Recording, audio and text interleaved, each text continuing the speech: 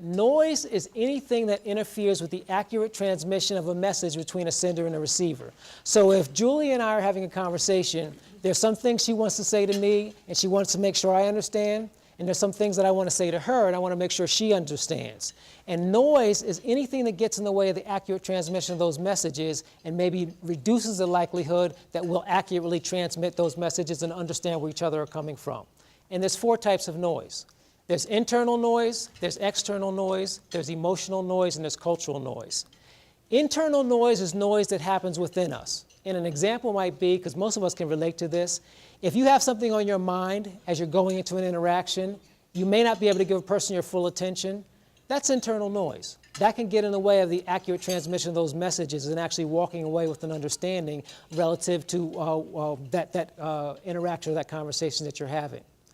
External noise is noise that happens outside of you. And a good example of external noise is actually loud noises. Another example, which we might not see so much in a group this size, but if I was doing a presentation and there were 60 or 70 people in the room and there was, say, 10 or 11 tables, there'd be side conversations going on. And that's one of the things that we learn when we do presentations, is that there is a strong positive correlation between the number of people in the room and the number of side conversations. So if you have a presentation you're doing for 10 people, not much side conversation. You're doing it for 80 people, whole lot of side conversation. And those side conversations are an example of external noise that we have to account for if we want to make sure people understand our message. With me so far? Okay. Emotional noise is in a sense a form of internal noise. It's basically noise that interferes with, or anything that interferes with our understanding because it is affecting our emotions. And I'll give you a couple of simple examples. One is, if you're having an interaction with a person that you don't particularly care for, that's a whole lot of noise. That's a whole lot of emotional noise, because you're not necessarily wanting to hear what they have to say, you're not necessarily wanting to be in the same room with them, you're not necessarily wanting to engage in this interaction. So that's a significant amount of emotional noise. Another example is, if you're having a conversation about a topic that you really don't want to talk about, that maybe you're not real comfortable with, that raises your anxiety or increases your stress, that's another example of emotional noise, and I probably don't have to tell you that can really it can really negatively affect your interaction with another person.